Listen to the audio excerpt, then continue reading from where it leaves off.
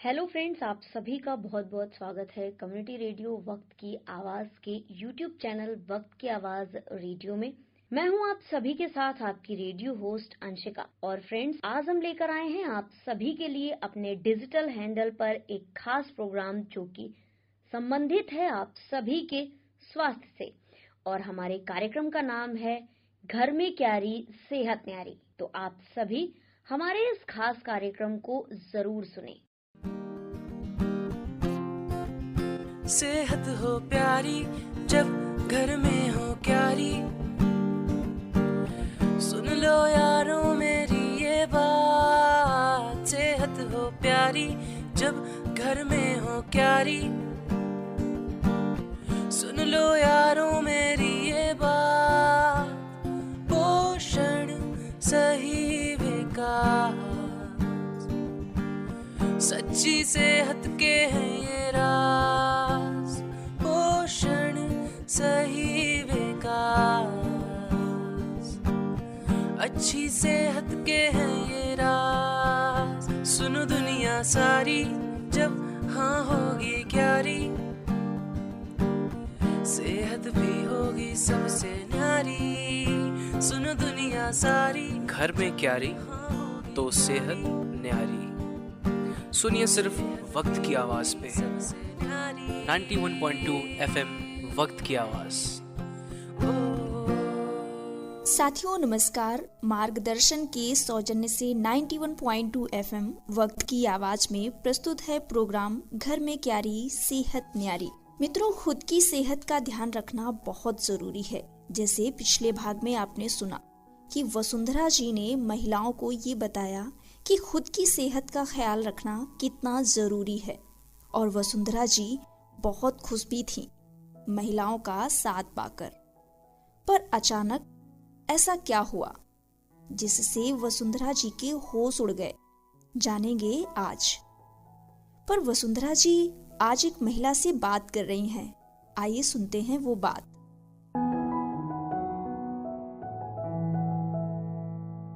मेरा नाम सोनी है और बैरी असई से बोल रहे हैं। देखो, दारू पी के आएंगे तो हम लोग बोलेंगे, लड़ाई होगी, टेंशन तो होती ही है, और खाना भी नहीं खाएंगे। पता लगे कहो एक दिन की लड़ाई महीने चले, दिमाग में क्या तबीयत खराब हो गई, बीपी हाई लो हो गई, दवा करवाओ जाके, और कहो पैसे भी ना हो, दवा भी ना हो, और खाना भी ना खाएं। बनी भी ना तो खाएंगे क्या? जब बनेगा नहीं तो खाएंगे क्या? तबीयत तो खराब ही होएगी। और बच्चे भी ऐसे टेंशन में रहेंगे, और जब टेंशन बढ़ेगी, बहुत से महिलाएं ऐसी हैं जो किस्मत के लिखा मान लेती हैं, लेकिन ऐसा होना नहीं चाहिए। साथियों, आपने इन महिला की बात सुनी कि किस तरह से महिलाओं के ऊपर हिंसा होती है और वो किस्मत का लिखा मानकर चुप रह जाती हैं। अब जानना ये है कि हिंसा को लेकर वसुंधरा जी का अगला कदम क्या होगा।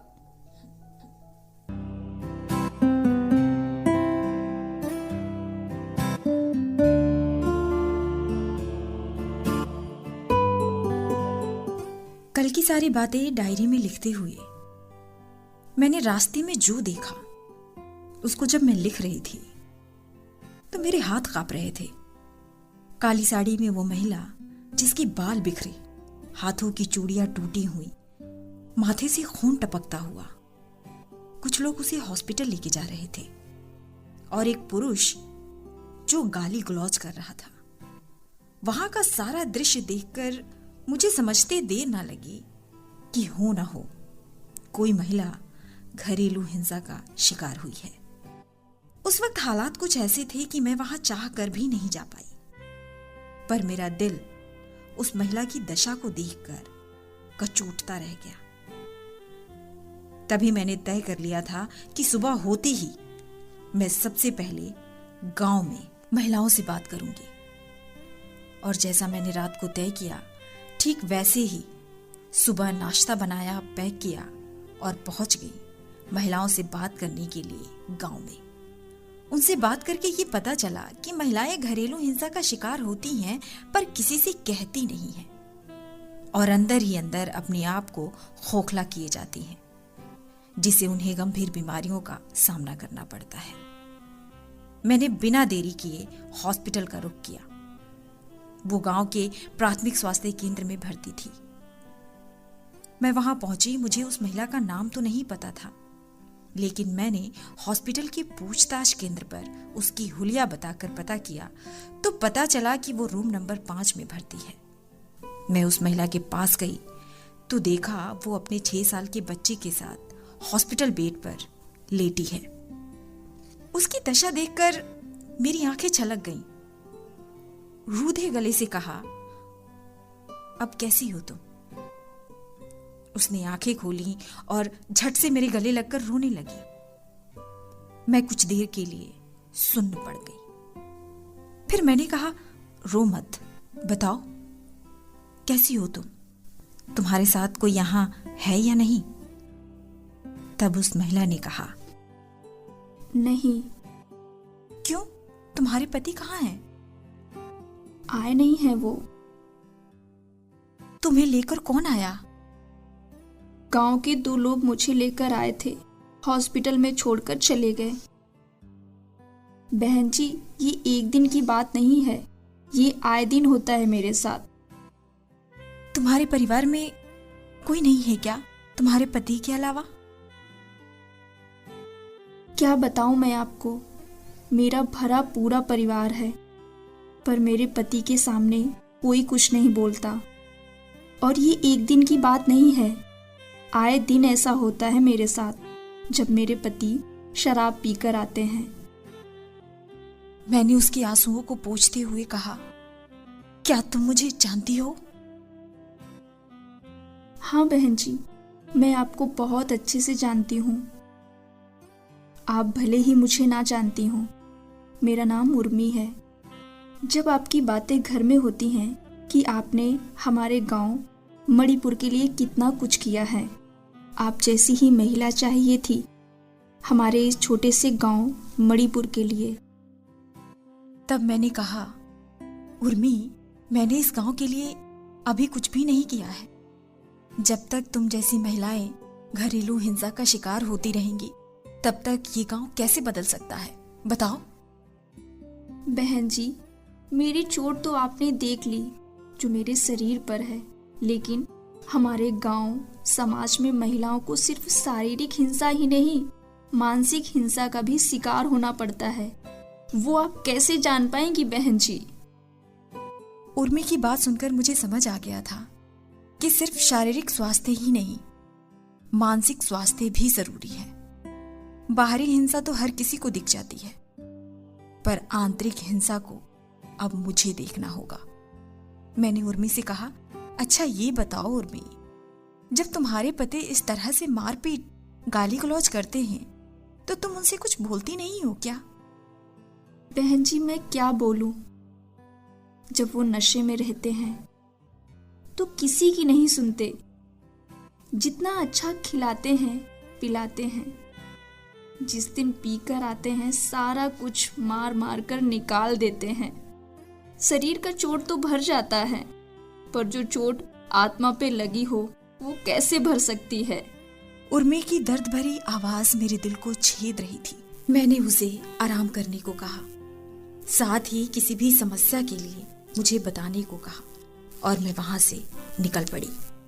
पर मेरे कान में उर्मी की आवाज गूंज रही थी। उसकी बात से साफ साफ जाहिर हो रहा था कि सिर्फ मारपीट करना यही हिंसा नहीं है। वो हर एक बात, वो हर एक काम हिंसा है जो महिलाओं के इच्छा के विरुद्ध पुरुषों द्वारा किया जाता है। जैसे उन्हें हर बात पे ताना देना, उन्हें ये एहसास दिलाना कि तुम औरत हो, मैं आदमी हूं, उनके साथ जबरदस्ती संबंध बनाना, चाहे वो पत्नी ही क्यों ना हो। महिलाओं को अपनी इच्छा का हनन करना, परिवार के लिए, समाज के लिए, यह भी एक हिंसा का रूप है। ऐसे में भला कितना भी पौष्टिक आहार हो, उनके शरीर और मन को कभी स्वस्थ नहीं रख सकता। और यही कारण है कि महिलाएं घरेलू हिंसा के कारण कुपोषण का शिकार हो रही हैं, क्योंकि चिंता और तनाव के कारण वो समय से खाना नहीं खाती, जिसकी वजह से वो कमजोर हो जाती हैं और गंभीर बीमारियों से घिर जाती हैं। ये बात सोचते सोचते मैंने अपने मन में ठान ली थी कि अब मैं अपने गांव वालों की सोच को जरूर बदलूंगी। इसी विश्वास के साथ मैं स्कूल की तरफ बढ़ चली।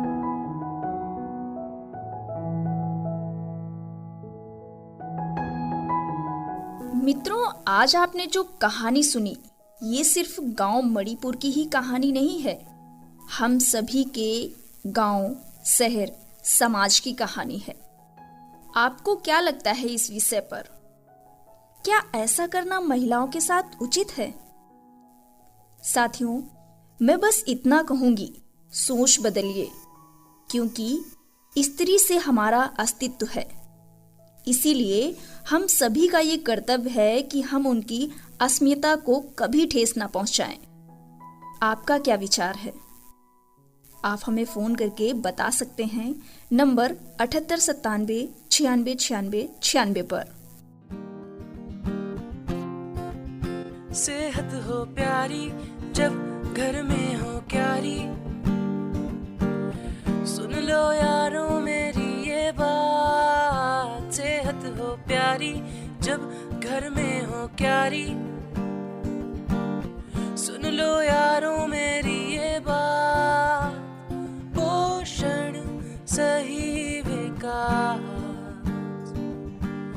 सच्ची सेहत के हैं ये राज।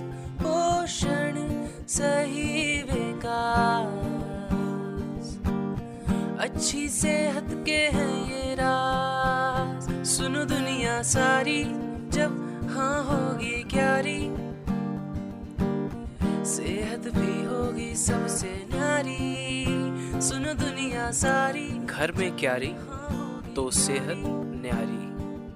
सुनिए सिर्फ वक्त की आवाज पे 91.2 FM वक्त की आवाज।